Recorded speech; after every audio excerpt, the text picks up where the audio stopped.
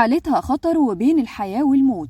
البلوجر سارة محمد بتعمل عملية جديدة وحالتها الصحية في تدهور. تعالوا نقول لكم ايه الحكاية. في الساعات اللي فاتت اعلنت البلوجر سارة محمد انه اخيرا هتعمل عملية علشان تشيل بيها الخرطوش اللي في جبهتها، لكن واضح كده انه سارة وضعها وحالتها الصحية مش تمام، خاصة انه اقرب صحابها عمرو سنايبر نزل بوست بيدعي لها فيه انها تقوم بالسلامة، وكاتب انه المرض اشتد عليها وانه حالتها الصحية في تدهور، وانه مش طالب من الجمهور غير انه يدعي لها تقوم بالسلامة. وده اللي خلى الجمهور يقلق عليها ويقولوا انها بين الحياة والموت، لانها كانت على خلاف من الاساس مع عمرو وقطعوا علاقتهم في وقت سابق مع بعض، فاكيد مش هينزل بوست زي ده غير لما تكون فعلا حالتها خطيرة.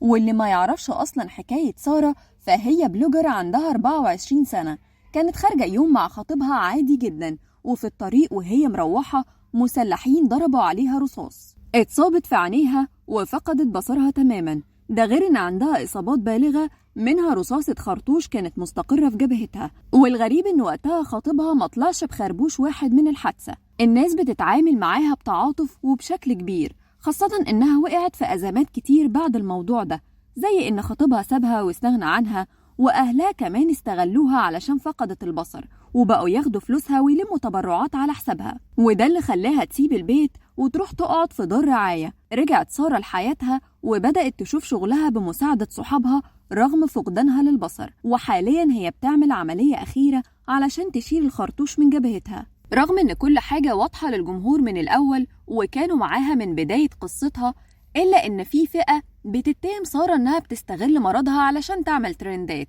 لأنها بعد ما فقدت بصرها كملت في شغفها كبلوجر عادي وبتعمل إعلانات ومعاها بتنشر كل تفاصيل حالتها المرضية وحياتها الشخصية، علشان كده رفضوا التعاطف معاها نهائيا. ده حتى اتهموا سنايبر إنه بيحاول يعمل ترند بوست زي ده وإنها كويسة وما فيهاش حاجة. وفئة تانية بتقول إنها مش محتاجة تعمل كده ومحدش هيتاجر بمرضه، لكن كل الحكاية إنها حاسة بوحدة بعد ما كل الناس استغنت عنها. تفتكروا فعلا سارة وعمرو سنايبر بيحاولوا يتصدروا ترند، ولا فعلا حالتها الصحية في تدهور كبير؟